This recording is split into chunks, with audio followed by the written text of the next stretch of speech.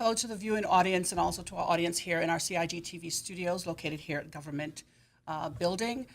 With us in the studio this afternoon, we have a few guests, and we're here to really talk about a very important issue to the community, and that's learning disabilities as it relates to early childhood, the education system, and the workplace. I'm Donna Bush, and I'll be your moderator for the next hour.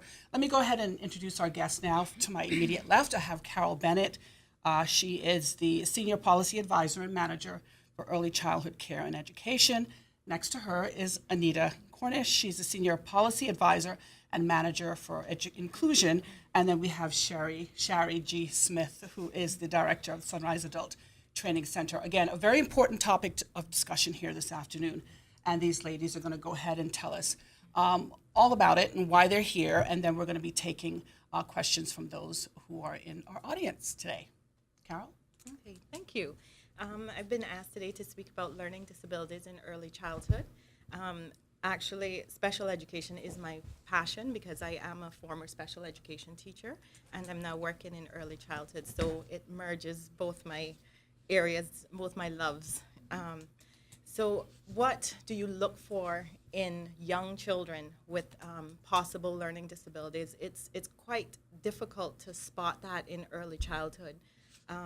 You often hear people say, something's not quite right about my child. He's not doing this like how other children do. She's not doing that like how my older children did.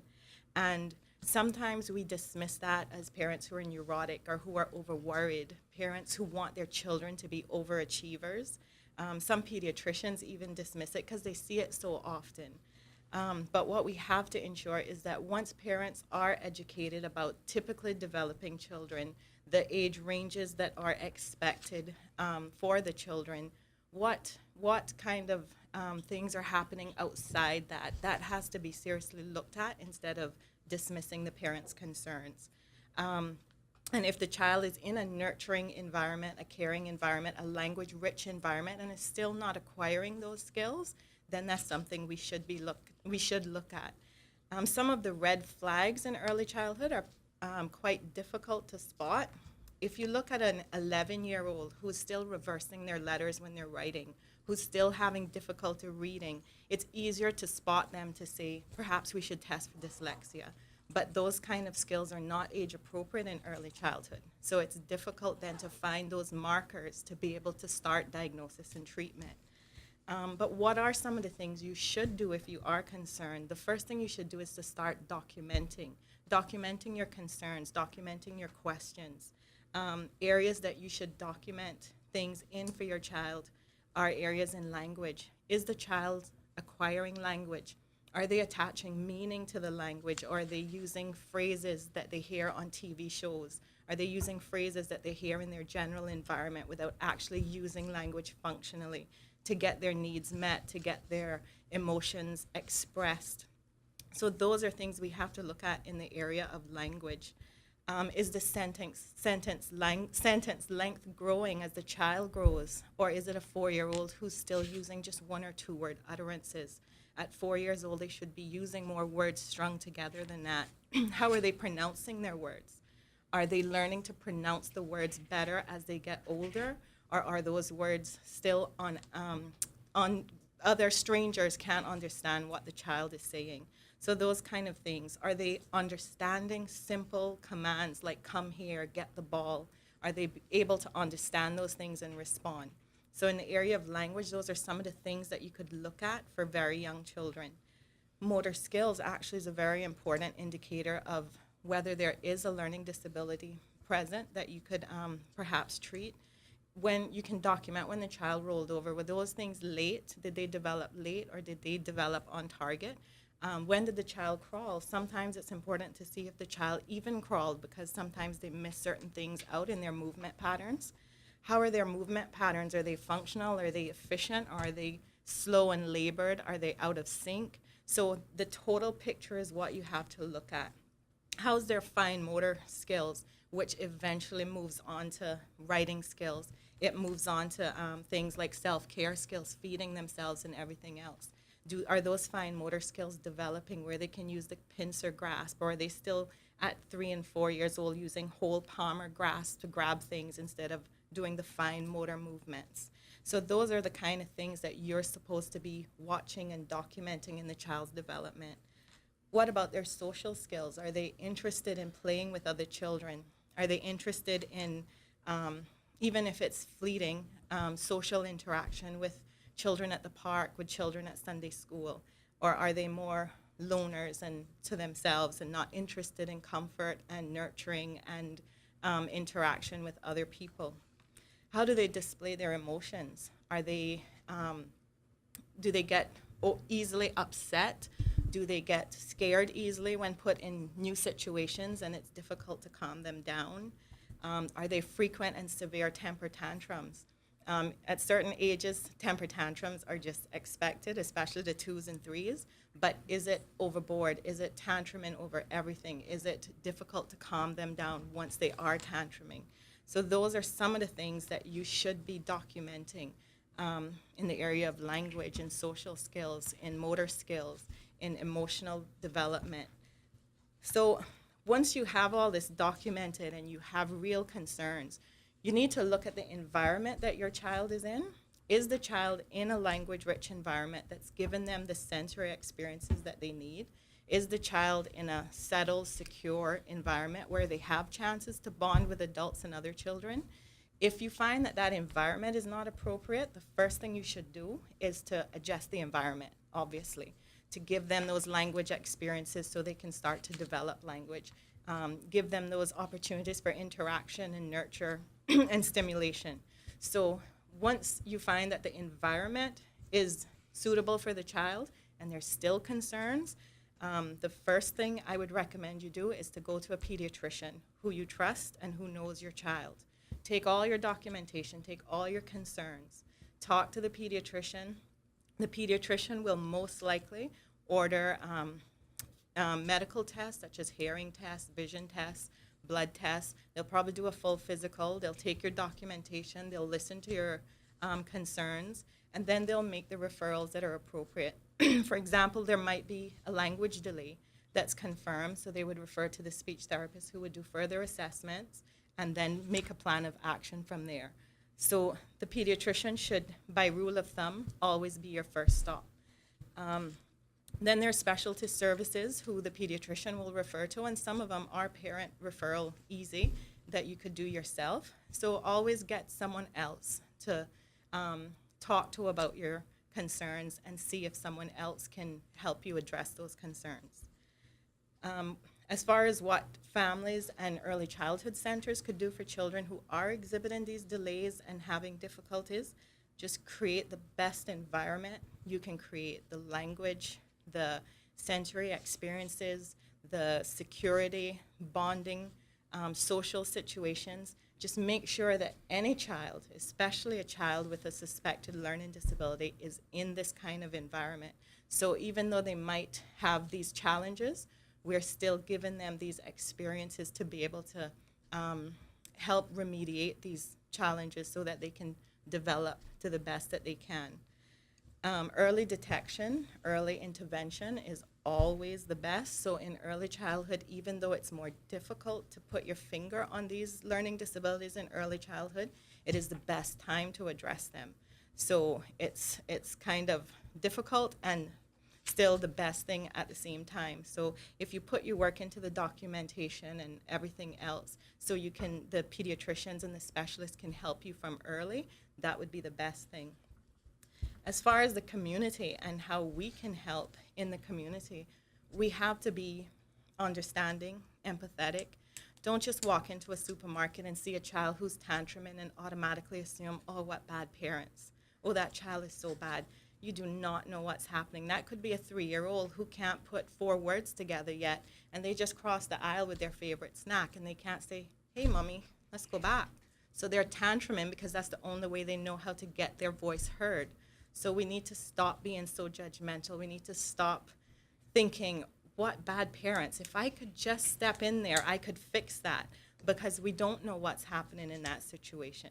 So the best thing to do is to be empathetic, stop being so judgmental, and to offer support to parents who want to talk, who need that air.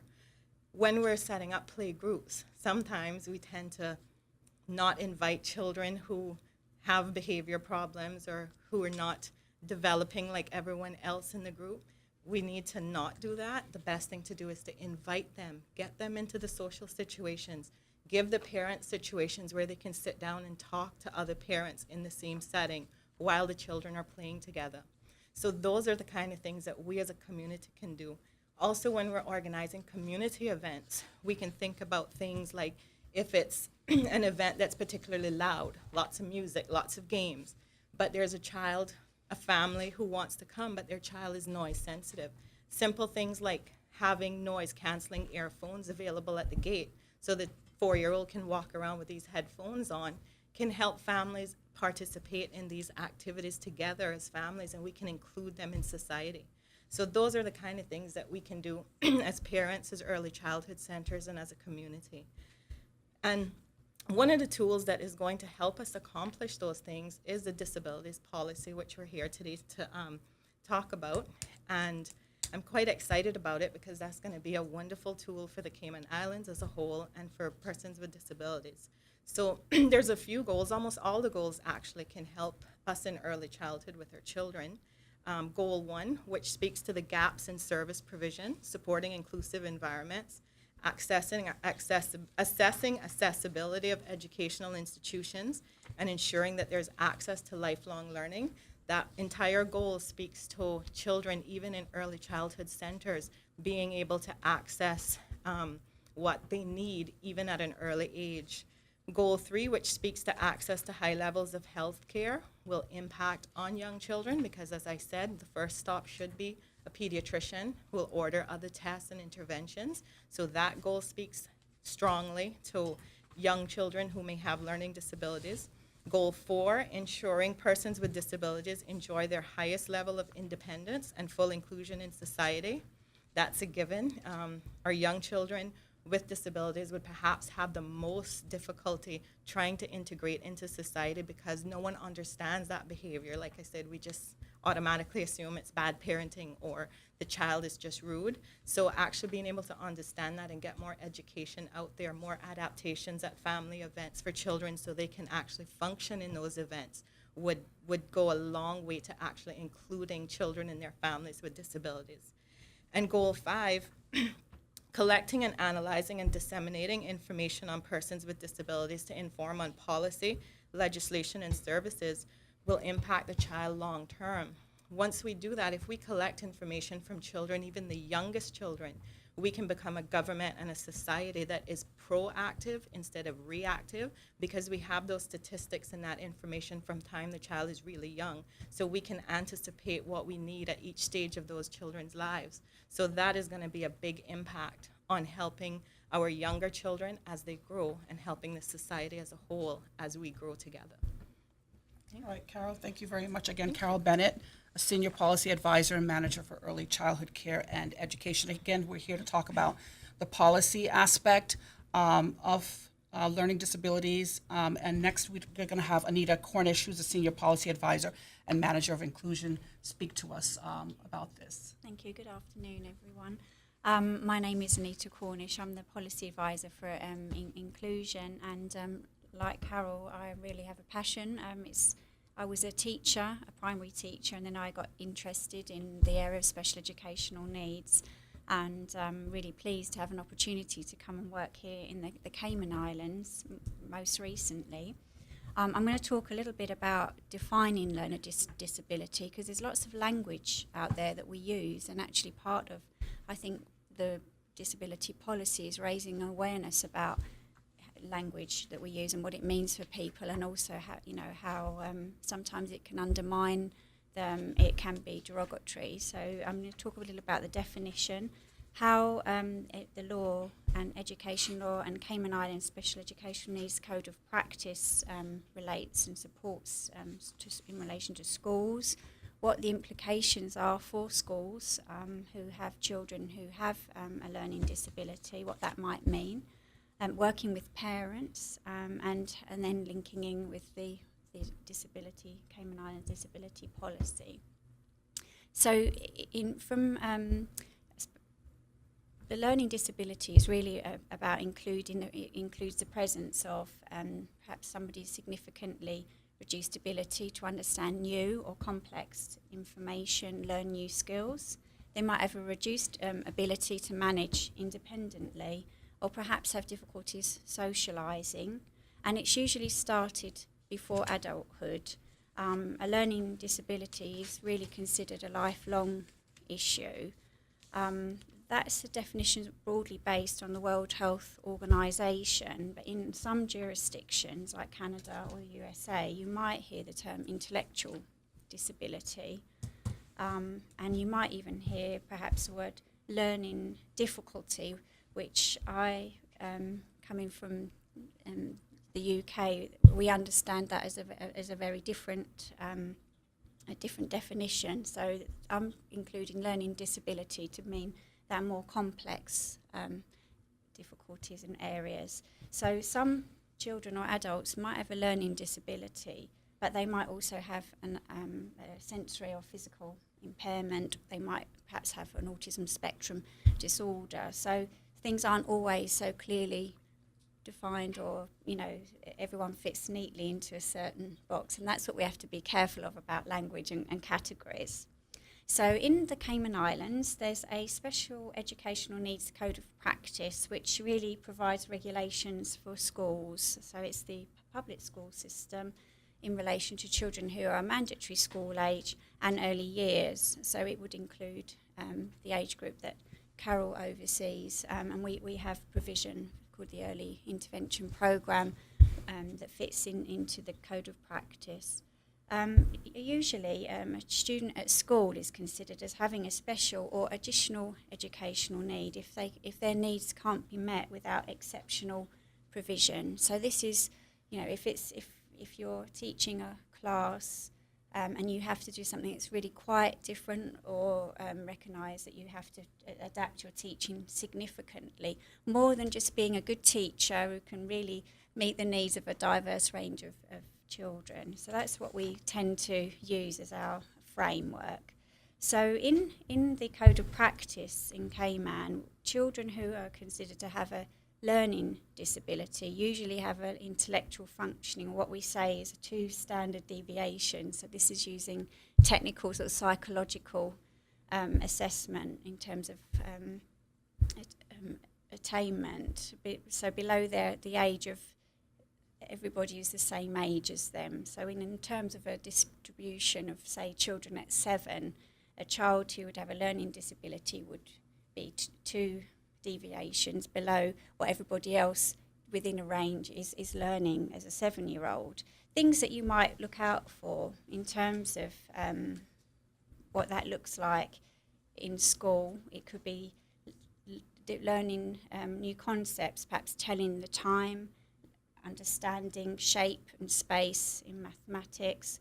Learning new skills could be tying your shoelaces, it could be getting dressed, organisational skills. I think this is something I often have come across, where children with learning disabilities really find it hard to know how to sequence or get their school bag together, know what equipment they need, and being able to express themselves. And Carol talked a lot about communication, and actually we still can see the prevalence of that in school age children who perhaps can use quite fairly well-known words, put small sentences together. Sometimes they look like they've understood exactly what you've said and haven't had a clue, because actually they weren't able to process everything that you said, and remembering facts.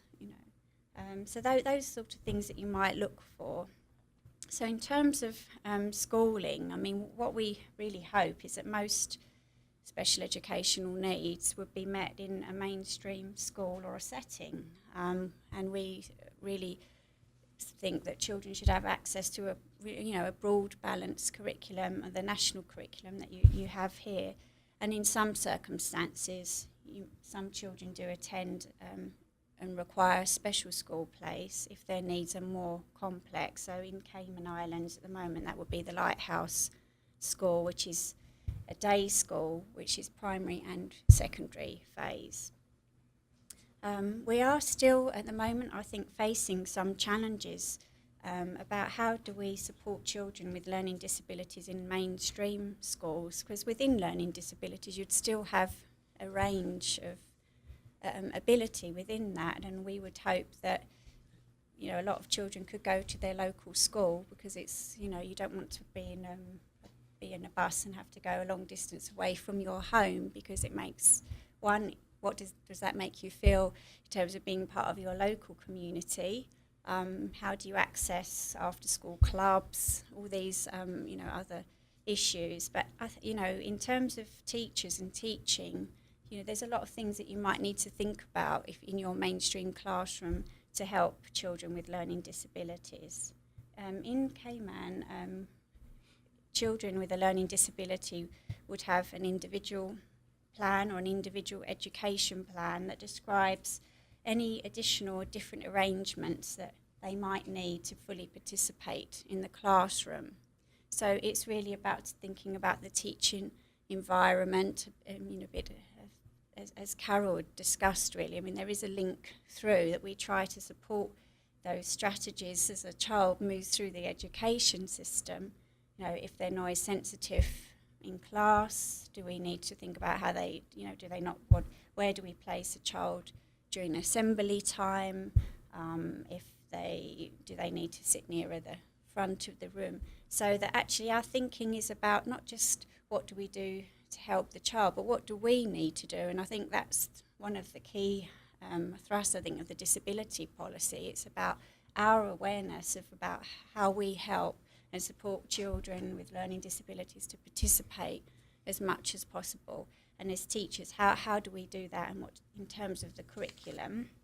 So, we would really think about very careful assessment, careful planning and review.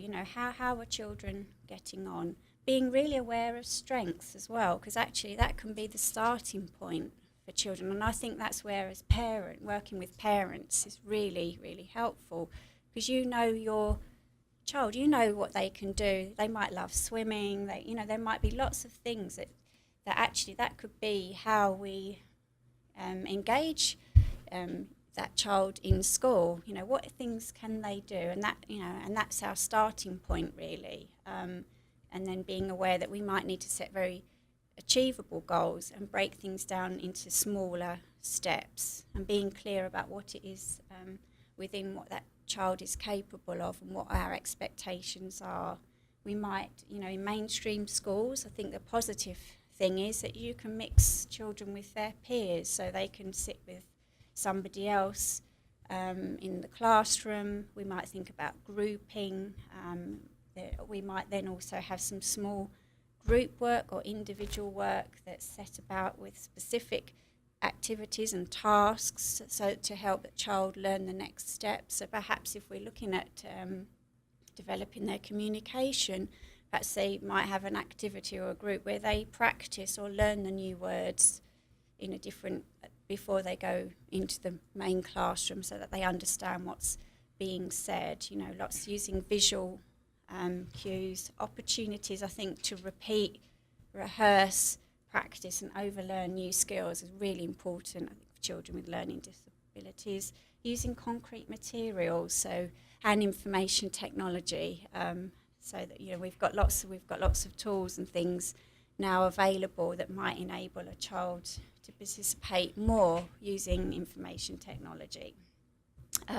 Also, you might have advice and input from other specialist services, using clear language, step-by-step instructions, and what I call scaffolding learning, so helping a child to, giving them some structure around on what they're doing. I think it's probably easier to start identifying children with learning disabilities once they get school age, although that gap, we worry about the gap widening, because actually you can compare and see what other children are doing who are the same age, and often I think that's where parents feel a little bit frustrated about, they feel that they've noticed these gaps, they've got their concerns, and then how do we go about helping them in school? And I think as parents, they are real full partners in their children's education and need to be fully involved. But you can help at home as well by getting your child prepared, particularly during times of transition. If they're going from one school to another, you might take photos, you might get maps, visual aids, practicing things like getting dressed, having pictures of what you put on first, so things are done in the right order. So, that's a bit of an overview there. And in terms of the disability policy, obviously education and the quality of educational opportunities are important for children with learning disabilities because it helps them to be more independent. Part of my role and remit as policy advisor is also to work with partners in looking at some of the gaps in provision. How do we improve services? And I think that thread about data and information is really important because we need to be able to plan our school system, the services and support we need in a systematic way, so the more accurate information we have about the population, the better provision we can provide and plan for. In terms of services in the public school system, there are services provided through the Department of Education to assist students, schools and teachers and parents.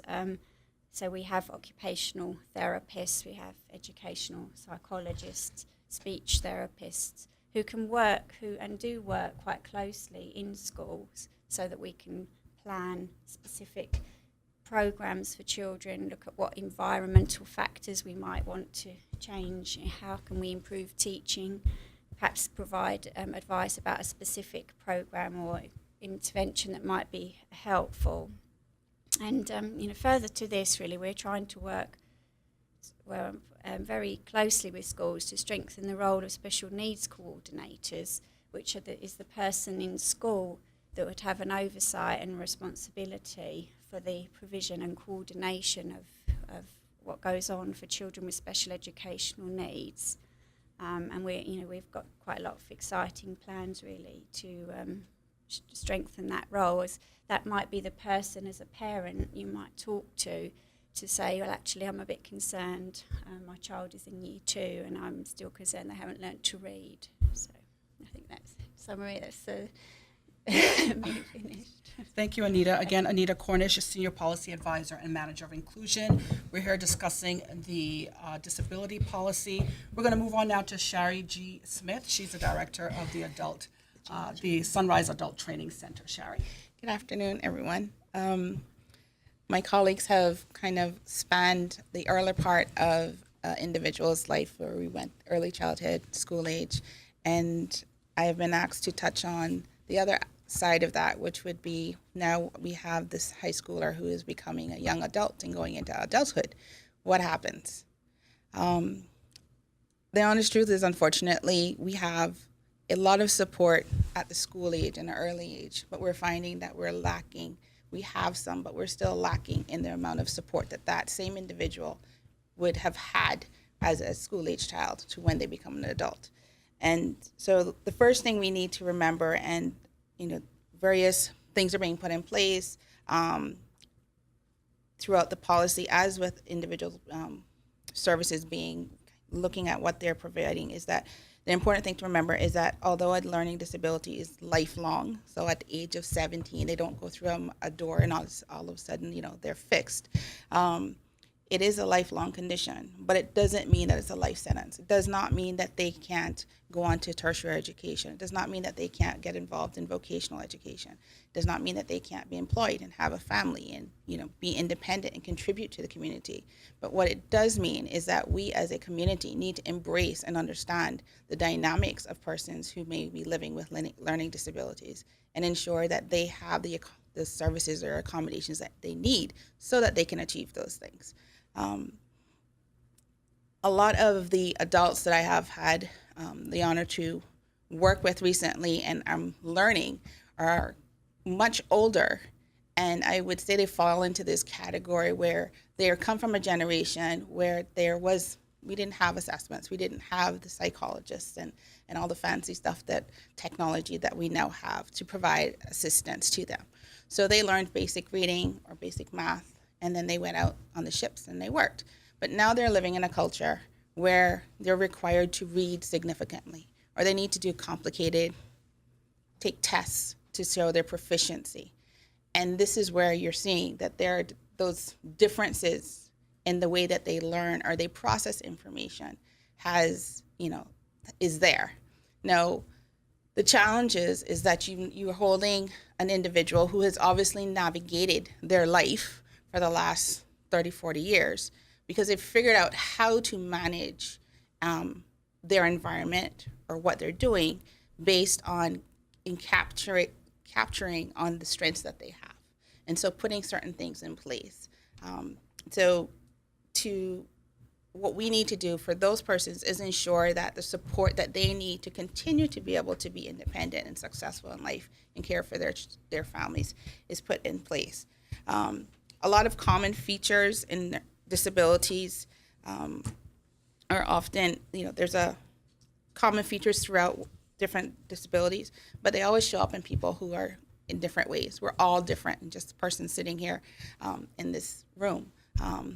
Our gender is different, our hair color, our culture, our belief system. So the same thing in terms of when a learning disability is, I often describe it to persons as our brains are wired with all kinds of interesting maps and so forth and circuits inside. And each person's brain is wired differently. And if you have a learning disability, then it means that the wiring that usually would have made you, kind of directed you to learn the way that other people learn, something happened in that wiring, and so it's a little bit different.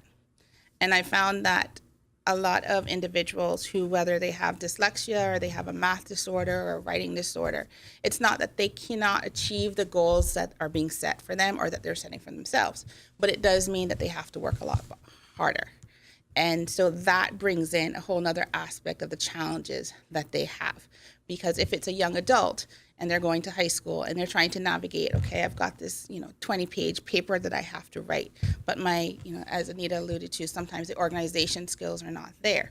We need to ensure that the teachers that they're working with understand that this individual has this kind of challenge. And so using tools such as helping them to create outlines, to put their information together, helping them to know strategies to organize their information, helps them then build on what it is they need to work on.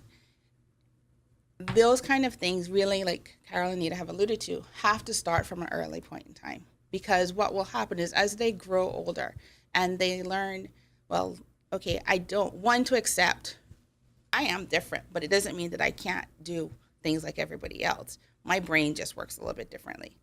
But they learn how to navigate and to manage those challenges or those tasks, that when they now become an adult and they're going to look for a job, that they can now use those tasks and they can say to their employer that, yes, I do have a learning disability. Yes, I do have difficulty reading. However, this is how I manage. This is how I, can do the job that you need me to do. Because a lot of times adults are very hesitant to say if they have a learning disability, be fear of discrimination. There's probably a lack of understanding of what that disability may mean. And so sometimes they will not put it on the application form or choose not to say anything because of what those possible repercussions could be. But they should feel free to say, this is who I am, and this is how I can do this job. I need the opportunity, and they shouldn't be discriminated because of that if they have those job skills.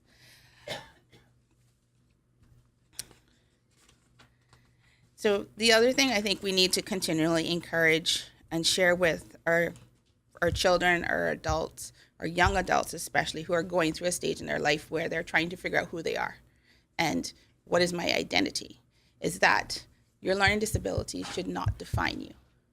You are not your learning disability. You have a learning disability, and they should never use that as an excuse. And sometimes I've seen where not only the child may start to use it as an excuse to not do things, but parents will also use it as an excuse for not setting expectations for that child.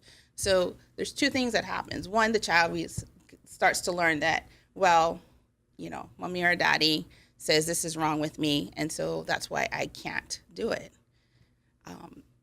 You start to give them opportunities to get out of doing things that they really should do. And then what happens when they turn 17 or 18? And now you're looking at them and says, all right, go out and get a job. But you have, over the last 17 years, encouraged that individual not to necessarily, look for it. How do I do this? I mightn't get it right the first time, but I'm going to keep working at it. And I have persons that I know will support me to do that they will go after those jobs and those challenges. So definitely there needs to be a plan for guidance throughout that individual's life. And we also need to not shortchange them, but, allow them the opportunities to set goals and to go after them, just like you would with anyone. So particularly in terms of the work environment, one of the things that we find that adults or even young adults who are in the work environment, all of us know that work can be very stressful. You get agitated at times, and you might have a task on your desk and your boss turns around and comes and puts 4 more on top of your desk. So you can imagine how an individual who already has a challenge on trying to navigate how to organize whatever's in front of him now has had 60 other things piled up, and he has to work twice as hard. So it can become very overwhelming. So anxiety is very common among individuals who may have a learning disability.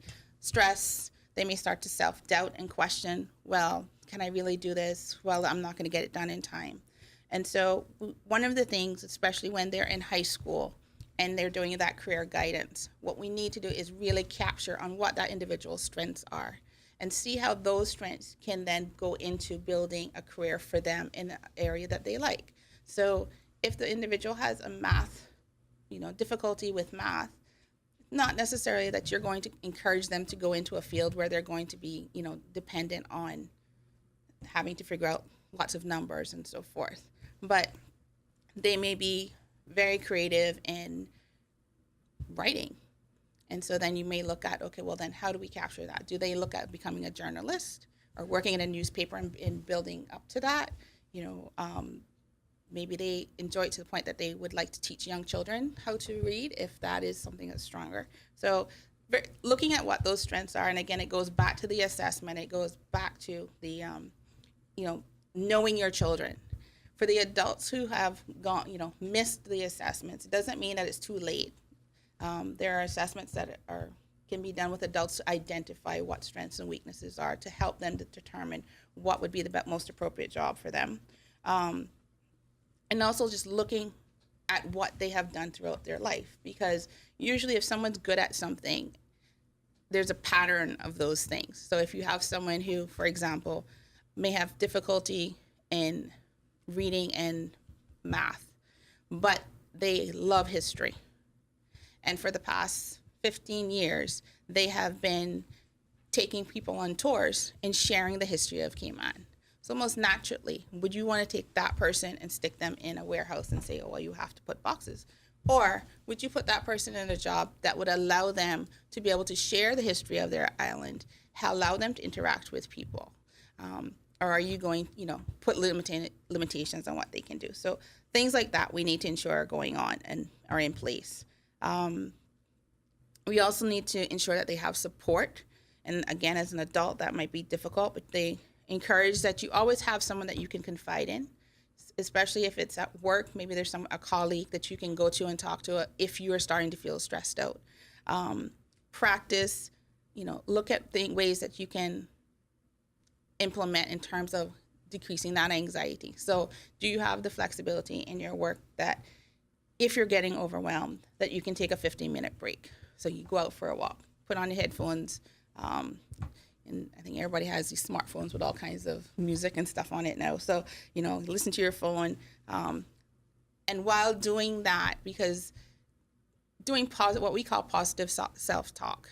So saying, okay, this is might be a lot, but it's not like nothing I can't do, and let me just stop and look and see what I have to do and break it down into smaller pieces. Or maybe I'm going to go and ask Anita to help me figure out how to break this down so I get it done on time.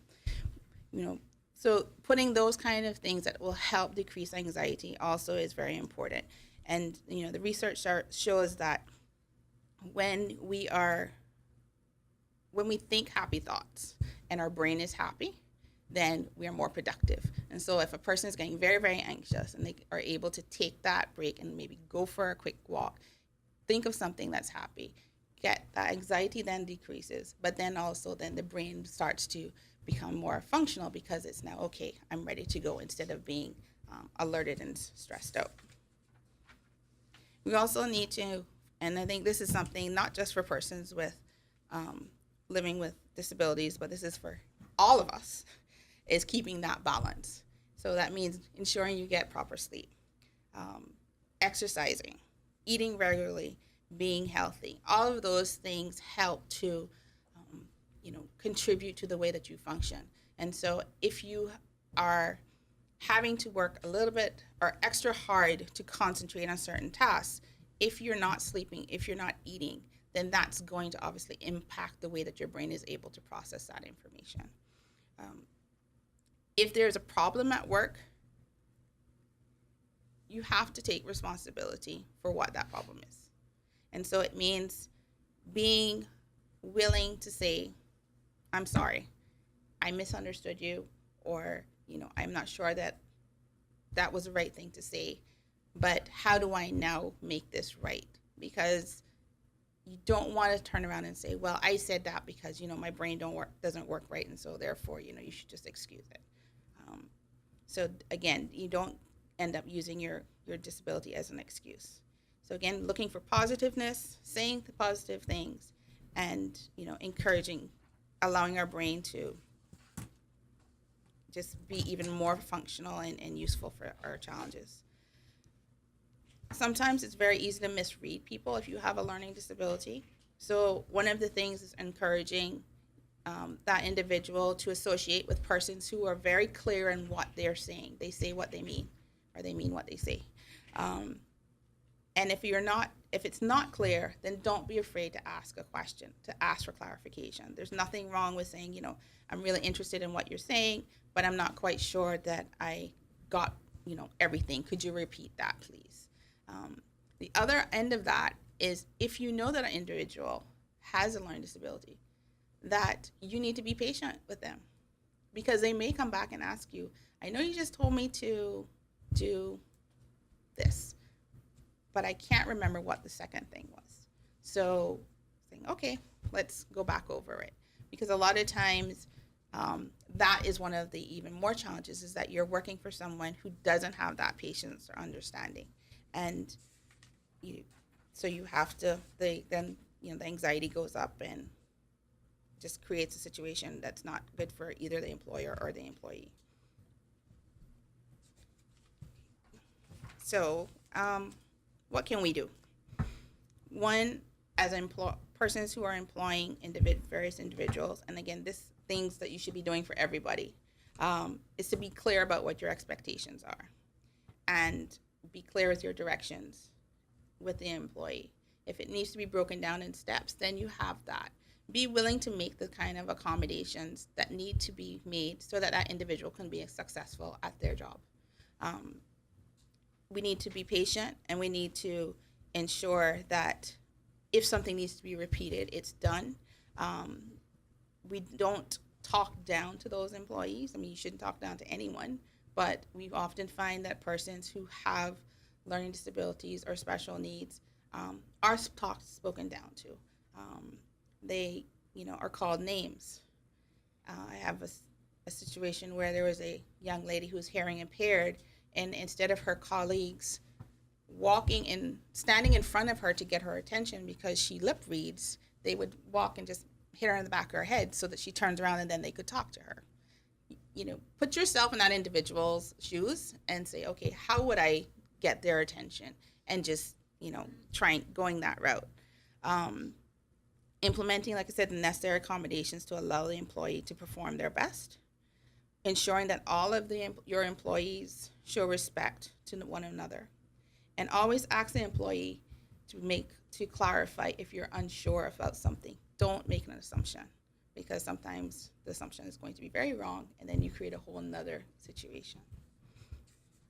In regards to the Cayman Islands National Disability Policy, as both Carol and Anita has alluded to, this policy really addresses all of this aspects. It looks from the birth of the individual straight through lifelong.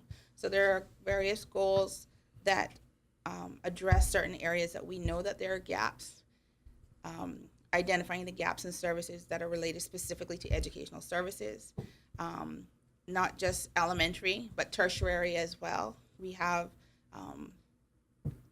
a significant challenge that's come out as we've done our public meetings with our hearing impaired population. We have young people who are hearing impaired and they want to go on to do courses at UCCI or ICCI, but because they need a full-time interpreter that is not provided at the current time, it makes it very difficult for that person to become independent.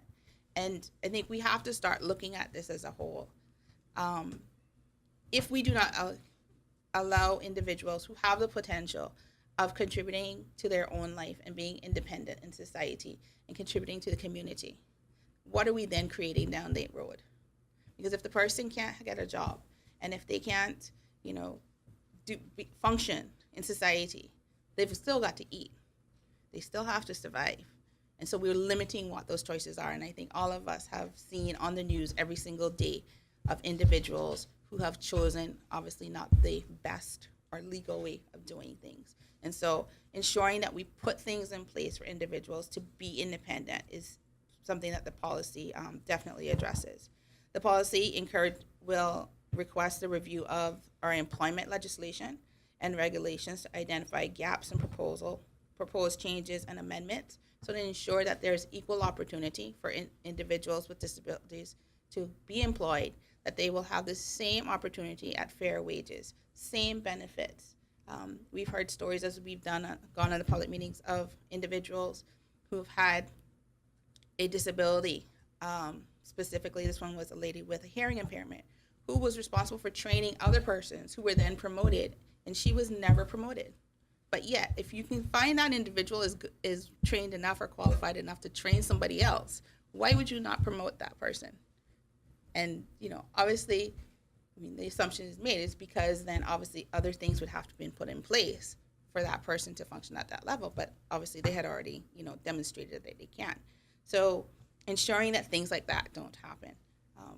Looking at other laws that impact how a person can access education or training, services that they need. Are there barriers to those things? And how do we, ensure that those barriers come down? We want to also look at how do we increase the service specialists. We need teachers. You need more specialists. Does our current financial budget limitations allow us to hire every single specialist that we need? No. But what can we put in place to ensure that those services are still attainable? And it may not necessarily be tomorrow, but have a plan that says, okay, this is what we're doing today, but in 5 years, this is where we're going to be. These are the number of individuals that we're going to have who are going to need this service. So let us start working, in ensuring that those things are put in place, instead of waiting till those 5 people reach college level and going, oh wait, we have 5 hearing impaired students now and we don't have an interpreter. So becoming proactive. The other thing that I would encourage persons to do, because this policy is really, in terms of the policies being implemented, is across various ministerial departments and services. But we want this policy impacts everybody in our country. And so we will be encouraging partnerships and talks with the private sector to also be following suit and the recommendations made within the policy and the coming law. So rather than waiting until policy is made, I encourage persons to look at your HR policies, look at your employment practices, look at your training practices, and are they accountable that if a graduate came into your office today to apply for a job, and they were honest with you and said, I really am interested in this, I want to learn, I am willing to work, but I have this difficulty. This is how I can do this, even though I have this difficulty. Are you willing to give them that opportunity and chance?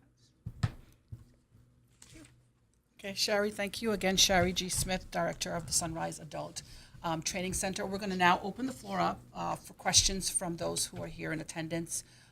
For the ladies, do we have any questions from anyone? Surely there must be a question that's related to the disability policy. Okay. Questions and comments, but I'll There you go. Where's the mic? Good afternoon. I have a few comments and questions, but at this stage, I'll just mention each one, and maybe we can discuss or follow up later. First of all, I think that the mild description, where you say that the mild end of the at-risk group is the largest group, I think that's significant because that is a group that is most times overlooked. That's the 15% that you state that are not recognized usually of the 20% of the total population that are affected. The other issue I have is that sensitivity and training are needed at all levels. Parents, teachers, staff, even other kids in the classroom who usually judge the behavior of differently abled or behaving kids.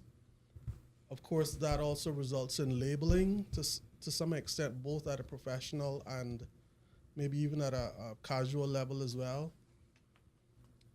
And I also think that the national curriculum needs to be re-examined a bit to include some of these considerations. I heard mention of the sensory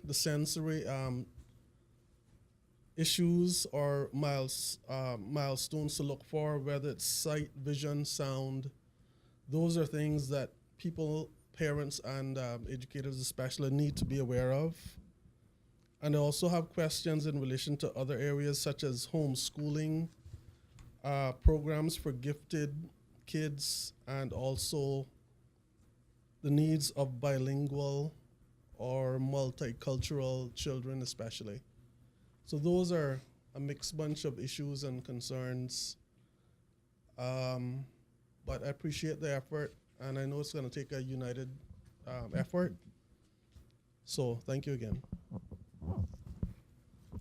Okay. Is that okay?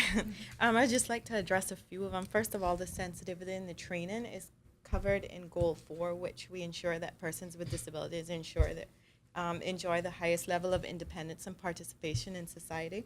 Part of that is a public education campaign, and actually, like what I was speaking about, having trying to get the public to be more empathetic and understanding of persons with disabilities and the needs that their families go through as well, because it's not just the person with disability, it's everyone else around them as well, and then it's us all around that as well.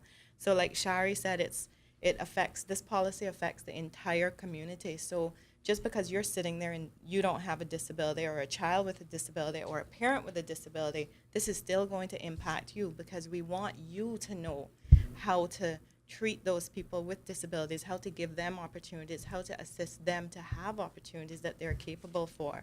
So I'm glad that you are understanding that that sensitivity is needed, because that's part of this policy and part of what we need. So that's good. The national curriculum needing to be reviewed as in relation to this policy, it wouldn't necessarily be the national curriculum that needs to be reviewed per se in relation to this policy. It would be how we as schools and parents in the education system enable children to access that national curriculum. So instead of just being able to put a textbook down in front of a child or an activity down in front of a child, the child next to him or her might need special accommodation and adaptations to be able to access that same activity, to be able to be successful at that same activity. So that's what, according to the policy and according to what children need, and educating them in their least restrictive environment would need to be looked at.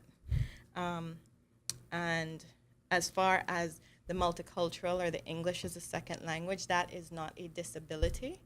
per se. It's not. It is a need that the child would have to be able to access the curriculum, but as far as it being a disability, it is not.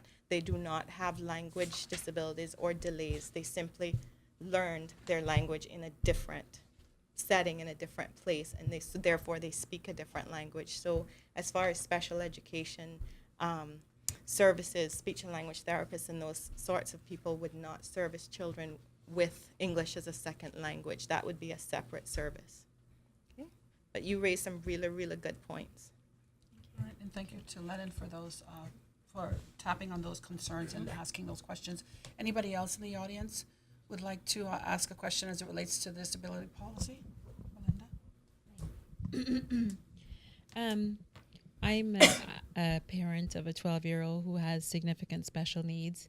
And I wanted to just, say about the national curriculum. I'm not sure where I stand on that particular issue yet.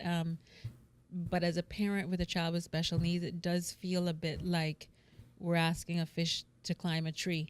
I'm not sure if everything in the national curriculum applies to children with, or is suitable for children who have special needs. And that's just my view.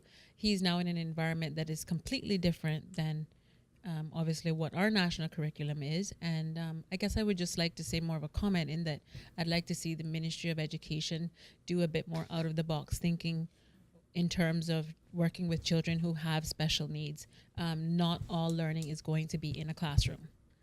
It's, that's impossible. And I do feel that for a time he was probably a child that was being asked to accomplish something that he just couldn't accomplish. And that's not a criticism. I think that, the schools are trying their best, but there is a lack of resources. And I guess maybe there probably needs to be further work on the curriculum in terms of how that works for children who have special needs. Yeah. One of the things, and thank you for your comment, the policy, as I mentioned before, spans the entire person's life. So we look at healthcare, we look at education, we look at employment, independence, and as well as continual research and data collection so that we can then inform how many services are needed or what kind of policy changes we need to make.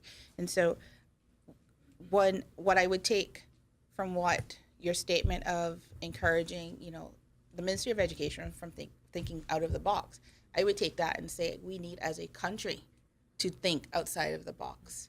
I have been in special ed for over 30 years.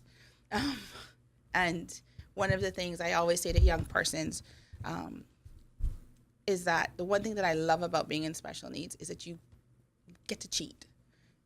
And get to cheat in the sense that you don't have to stick to the same way to get what you need done. You can be as creative as you want, as long as, it's, obviously the child's not being hurt, but you're getting them to participate in whatever that activity is as well. So I think thinking out of the box should be expanded to every aspect of that individual's life. We have, when they're doing testing, medical testing, it may mean that you might need to, instead of sitting in your chair, the doctor sitting in the chair behind the desk, but actually come out around in front of the desk and physically engage with that child. Or take them outside. Maybe the child needs to run around, so you take them outside and you're able to see that child perform the same thing you're trying to get them to perform, but you're doing it in an environment that they feel comfortable in. So I would take your comment and spread that across, that everyone needs to, embrace this policy by thinking outside of the box. All right, and thank you to Melinda for that comment as well. Any more concerns or questions as it relates to the policy? You have one more.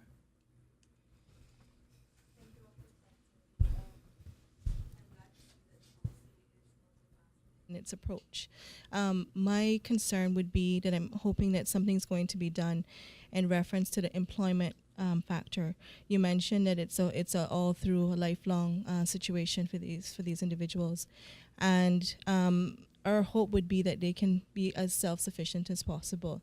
If there's nothing being looked at currently, please look at the accommodations needed, like you mentioned here before, in the workplace, such as things as the minimum hiring requirements for these individuals, because we know that they can achieve when we accommodate certain things. So also, you mentioned before about the people, who went off to sea and whatnot. There are people who we need to consider grandfathering in, that the requirements back then are not the same now, and they may only have basic math or English or something of that sort, but they can do the job, but yet you've put into place a high school diploma. You've put into place this online assessment. You've put into place these individual things. Is it necessarily required for certain individuals that are differently able? I ask that we consider that, because we want to make sure that they feel like they're a part of the community as well. Just out of curiosity, is there any data that shows what it's like for employment amongst the disabled in the community? When you think of it in a grander scheme of things, in a more severely disabled?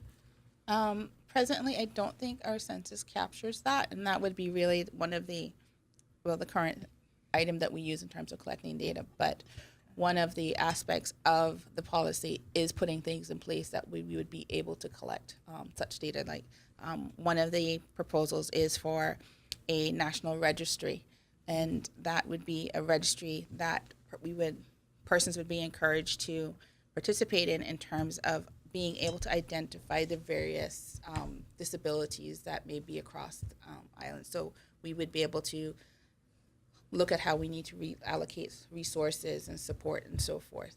And then when looking at employment, working with the National Workforce Development in terms of what things are in place for those adults who may not necessarily be meeting the proficiency. I think they have a proficiency assessment that they have to take to register with that department. What are we doing for those who can't take that proficiency but obviously can work? And so those communication, that kind of communication and dialogue with those individual departments and so forth is a part of what the policy recommends. Okay. Thank you to the lady in the back for answering that question. I think we have one more from the floor. Thank you very much for the opportunity. Looking at education, which is the key to any situation within our lifespan, those who are differently able in terms of accessing tertiary education, does the education ministry provide scholarships or scholarship opportunities for our differently abled? There are tertiary institutions within the US, UK, Canada that do accommodate tertiary level education for the differently able. Have we explored that option for our populace here in the Cayman Islands? I understand that there are opportunities to apply under the premise of a special educational need. I know we've had a couple of applicants this year for that. And just to elaborate, that the policy does call for examining what kind of scholarship opportunities are available for persons with disabilities. If there is not, then what can be put in place to establish such. We talk about vocational training opportunities, so looking at current vocational training programs that are in place. What does a person with a disability have access to that? If they don't, why not? What needs to be put in place so that they can, if they have the capabilities of doing it. So the policy really, it stipulates things kind of in a broad but specific way, if that makes sense. And in addition to the policy document itself, which is really an overview of everything that encompasses, is what we have developed is called action plans. And those action plans then break down exactly what it is. If we're reviewing the education law, then that action plan actually identifies who's the person responsible for doing that review, which entities do we need to go to, what is the result, so how is it being reported, our recommendations being made. So it will do that across the board for all the various aspects, so that it's not just targeting one, department or one entity, but looking at everything across the board, because this policy really takes the embracing and the support of every single minister, because even in terms of Ministry of, just take your example in terms of tertiary education. If scholarships are available, but we don't have the support in place for that individual, then it makes it still difficult. If the building isn't accommodating, so the individual has to go to classes on the second floor and there's no elevator, that's not necessarily an education problem. That is a problem in terms of the physical structure. So who's responsible for that? It also goes to how are we promoting all of these services and professions with our young Caymanians so that they go off and do training and come back and are able to provide those services. I mean, how often are there career fairs? Are we putting, do we have professionals who are interested in early childhood talking to those students? Do we have persons who are in occupational therapy? Do we have persons who are special ed teachers? Do we have young people who are interested in architecture and talking to someone on how, having someone come in and talk to them about how do you make an environment user-friendly and accommodating to every single person in that community. So it's really, again, embraces everyone, and we really need to start, like Carol said, from the little ones, because, I probably won't be alive to see it, but I pray that there is a day where we are not sitting here having a panel talking about how to make things equal, because it will naturally be a part of what we do. Can we have a few more questions from the floor? Please go ahead. Yes, good afternoon. Thanks for the opportunity to. Going back to what Ms. Sherry was saying about making our community user-friendly for everyone, my comment today is really concerning our seniors with disabilities, because we have a lot of senior citizens who have certain disabilities, maybe dementia or early Alzheimer's, who do not necessarily want to be seen as a disabled person, but they're continuing to maintain their independence within our communities. And our community are not enabling them, because when you go to the supermarket, standing up one line is a real challenge for an elderly person who has certain, challenges as dementia or those type of illnesses, or maybe back surgeries, but they're still in that trying to maintain a certain level of independence. And I think it would be prudent for our community vendors, particularly our utility companies, to embrace them and maybe have some type of senior citizens line that they can expedite their whatever chores that they have to accomplish throughout the days. I think that's an area that can be looked at as well. Thank you. Okay. Any more questions? Melinda, you had another question? And by contrast to my friend Carol here, I wanted to ask a question, because I work in human resources, and I've been doing this for a number of years. And I've always had the opportunity to meet and embrace young people, and I have a passion for them and helping them. And quite often we see those that have come through the system and have sort of escaped any sort of, and by no means am I a professional, but there are some that you can almost detect that there are some issues.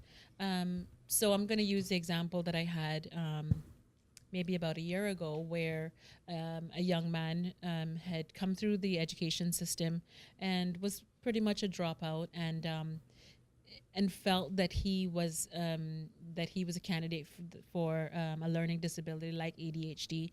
Some teachers had told him that. What advice would you give to someone in that situation, where unemployed, no health insurance? What resources are available to someone like that, that we could use to maybe assist this person? Anyone like to address that? Me? Once they reach age of an adult, then presently the one service that we have is the Sunrise Adult Training Center. And for someone who's gone through our school system, and I've been getting several referrals of individuals such as this who may not have had the assessments or the type of interventions that they need. it's never too late to do an assessment. And so we would look at how do they access getting that kind of assessment done, looking at what are their job interests. Do they have the work readiness skills? If they don't, then what is out there that can help them develop the work readiness skills? So there are things that are put in that are possible for an individual. It's not the end of the world. They can, get what they need.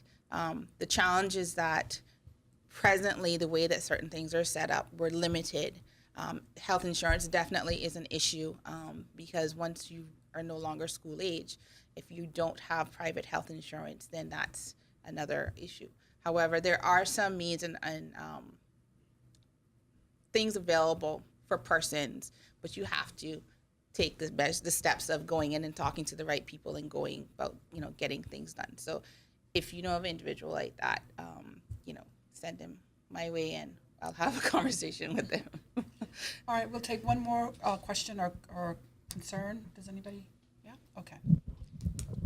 Just a final question or comment, which is I feel this topic is a prime one for consideration in terms of communications structure that parents and teachers and others, employers can feed into, ask questions, whether it's a website or social media somewhere that they can go back and forth and maybe help each other.